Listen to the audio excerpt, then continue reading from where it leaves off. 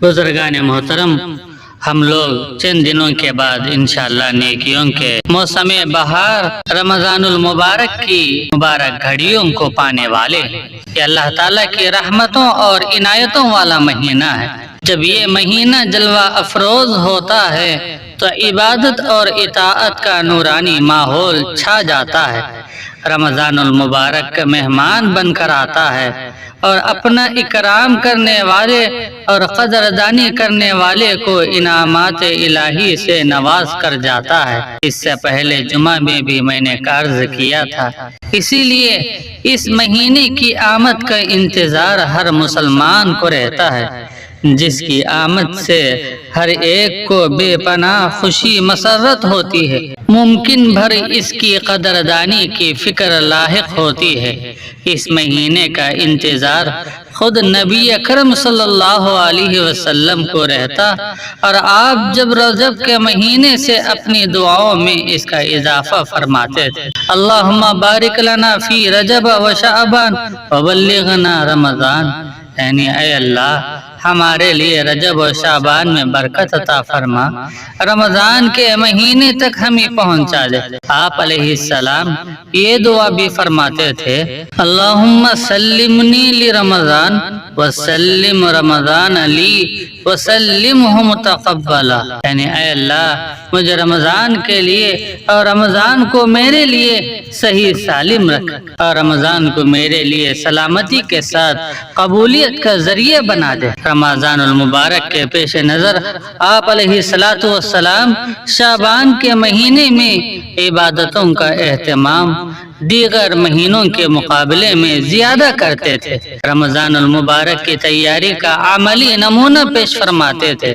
اس کی یہی وجہ ہے کہ روایتوں میں آتا ہے کہ اللہ کے نبی علیہ السلام رمضان کے علاوہ کسی اور مہینے میں روزوں کو اتنا اہتمام نہ فرماتے جتنا کہ شعبان میں فرماتے تھے۔ نبی اکرم صلی اللہ علیہ وسلم نے اس مہینے کی عظمت اور اہمیت ہی کی بنیاد پر اس کی آمد سے پہلے شعبان کے آخری ایام میں حضرات صحابہ کرام رضوان اللہ تعالی علیہم اجمعین کو جمع فرما کر اس کی فضیلت بیان فرماتے اور اس کی خصوصیتوں کو بیان فرماتے، اور ایک عظیم الشان خطبہ دے کر اس کی اہمیت اور اس کی عظمت کو اجاگر کر دیا۔ حضرت سلمان فارسی رضی اللہ تعالیٰ عنہ فرماتے ہیں کہ شعبان کی آخری تاریخ کو اللہ کے نبی علیہ السلام نے ہمیں ایک خطبہ دیا۔ اس میں فرمایا، اے لوگو، تم پر ایک عظمت اور برکت والا مہینہ سایہ فگن ہو رہا ہے۔ اس مہینے میں ایک رات جو شب قدر کہلاتی ہے، یہ 1000 مہینوں سے بہتر ہے۔ اس مہینے کے روزے اللہ نے فرض کیے ہیں۔ اس کی راتوں میں قیام یعنی تراویح کو غیر فرض یعنی سنت قرار دیا۔ جو شخص اس مبارک مہینے میں اللہ کی رضا اور اس کا قرب حاصل کرنے کے لیے کوئی غیر فرض عبادت کرے گا تو اس کا ثواب رمضان کے علاوہ دوسرے دنوں میں کیے گئے فرض نیکی کے برابر ملے گا۔ اس مہینے میں فرض کی نیکی کا ثواب رمضان کے علاوہ کے 70 فرائض کے برابر ملے گا۔ یہ صبر کا مہینہ ہے، صبر کا بدلہ جنت ہے۔ یہ ہمدردی غمخواری کا مہینہ ہے۔ یہی وہ مہینہ ہے جس میں مومن بندوں کے رزق میں اضافہ کر دیا جاتا ہے۔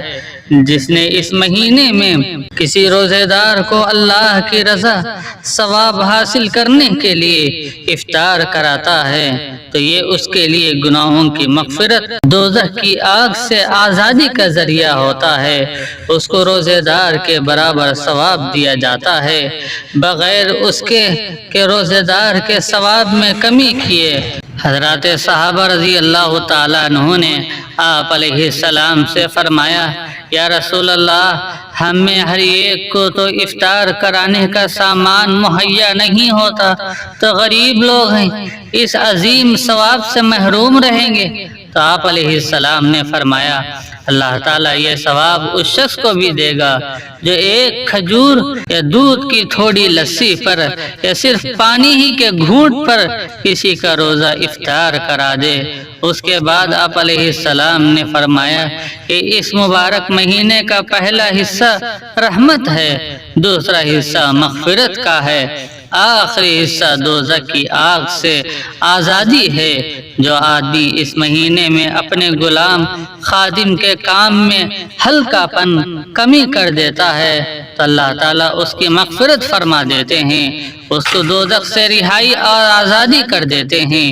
میرے عزیزو، اس مہینے میں 4 چیزوں کی کثرت کیا کرو، جن میں 2 چیزیں ایسی ہیں جن کے ذریعے تم اپنے رب کو راضی کر سکتے ہو، اور 2 چیزیں ایسی ہیں جن سے تم کبھی بھی بے نیاز نہیں ہو سکتے، وہ کلمہ طیبہ اور استغفار کی کثرت ہے، اور دوسری 2 چیزیں جنت کا سوال کرنا ہے، دوزخ سے پناہ مانگنا ہے۔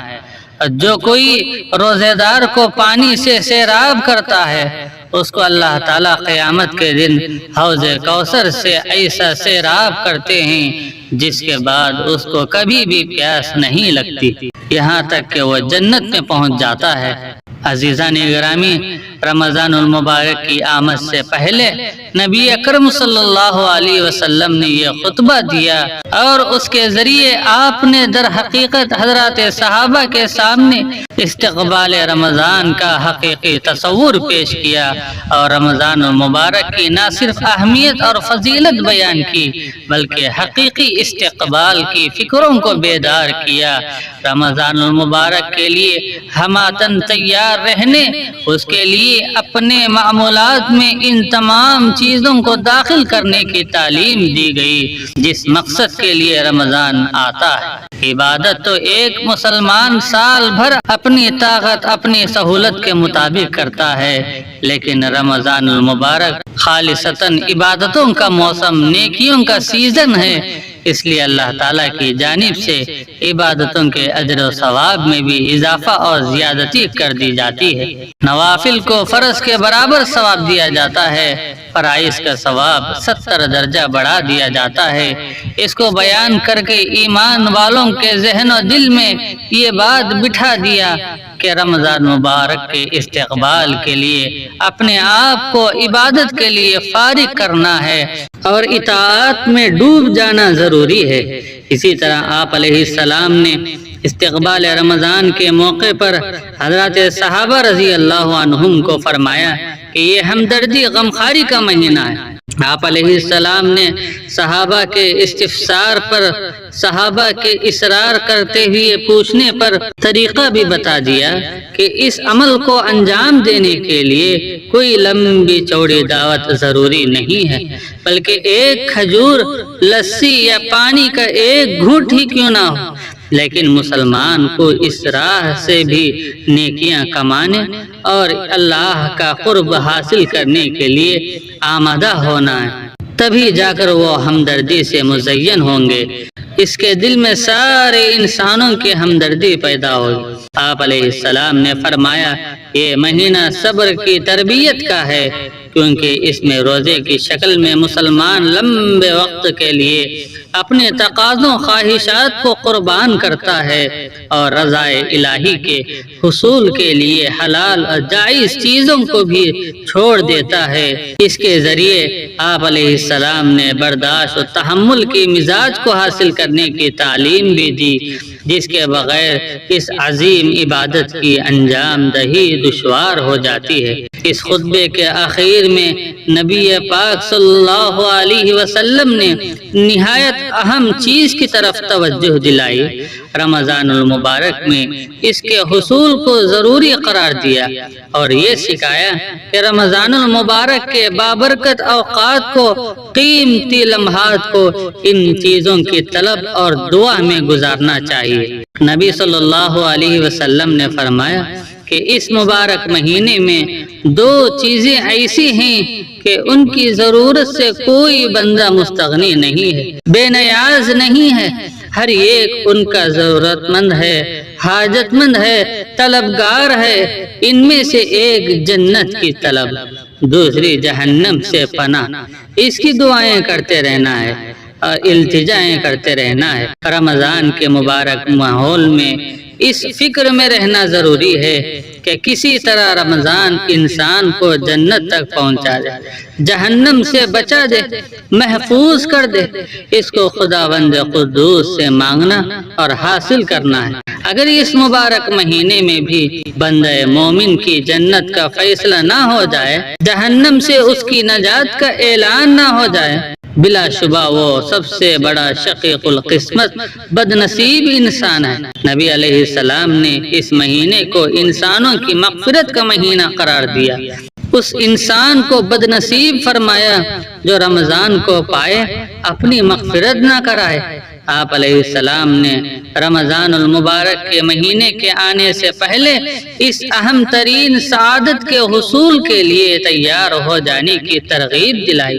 اس کے ساتھ ساتھ آپ نے رمضان کے مبارک لیل و نہار کو فضول گپ چپ لایانی بیکار باتوں میں بیکار اوقات گزارنے کے بجائے کام کے کاموں میں، کام کی چیزوں میں، کام کے اوقات کا نسخہ دیتے ہوئے فرمایا کہ اس مبارک مہینے میں کلمہ طیبہ استغفار کی کثرت کرتے رہو، اپنی زبان کو غیر ضروری باتوں سے بچاتے رہو، ذکر اللہ کی کثرت میں رکھنا ہے۔ اس خطبے میں آپ علیہ السلام نے رمضان کی حقیقت بھی بیان کرتے ہوئے فرمایا، اللہ تعالیٰ کی رحمت کی تقسیم کے اندر سے بھی آگاہ کر دیا کہ اس مہینے کا پہلا عشرہ رحمتوں کا ہے، انسان کو رحمت الہی کے حصول میں منہمک رہنا ہے۔ دوسرا مغفرت کا ہے، اس میں مغفرت اور بخشش کروانا ہے،